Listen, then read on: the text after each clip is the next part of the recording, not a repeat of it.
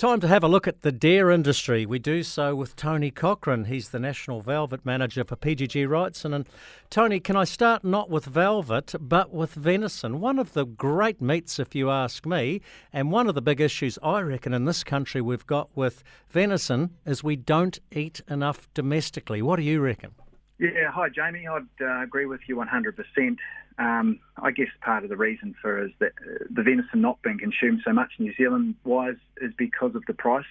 But now I see that prices are coming to line.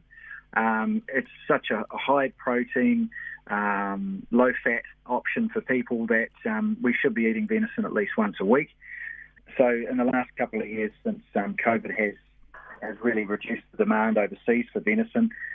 People have been hanging on, but watching the returns for lamb and beef go up at the same time. So that's really meant that the hind kill has been increasing over the last few years. So that means supply is down. And going forward, we're in pretty good shape. I think we're pretty positive looking forward with three strong markets, the US, the EU and China, which should carry the weight. And we're currently sitting around $9 a kilogram, just under that at the moment.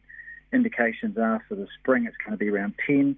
And, let's hope that we get closer to the 11, 12 as quick as possible to try and, I guess, retain the people in the steer industry. Yeah, exactly. And at those sort of levels, Tony, it's getting close enough to beef and lamb to maybe be an alternative. So if you see some venison in your supermarket, try it. You don't need much of it to complement a meal. Beautiful meat. What about velvet? Velvet, we're very dependent on the Asian community, obviously with COVID and China and the lockdown. How has that affected things?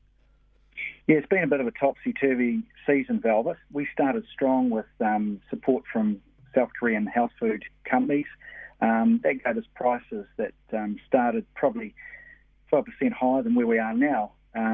Only 30-35% of New Zealand sales go into that health food sector. Once those big contracts had been filled, sort of around Christmas time, the demand fell away because we're relying on the traditional sector, which is the traders or the wholesalers, mainly in China.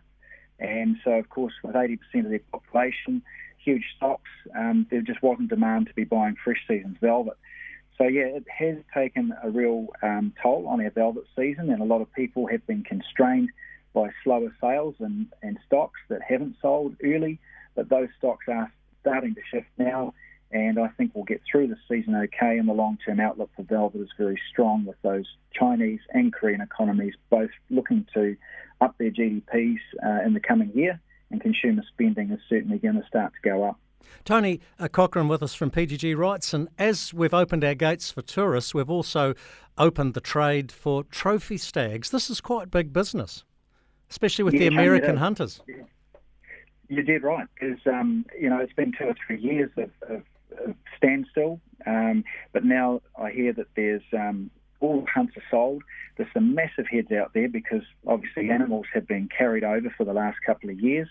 Really good for that sector and those people that have hung in there.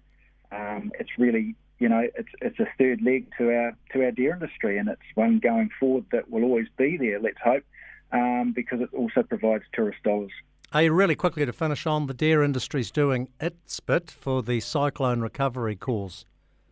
Yeah, that's right, Jamie. On Wednesday, the 15th of March, there's an online auction being hosted by Bidder, the online platform, on behalf of the New Zealand Deer Farms Association. So by all means, check that out. And also PG Wrightson's on Friday, the 31st of March, having an online auction as well, also hosted by Bidder.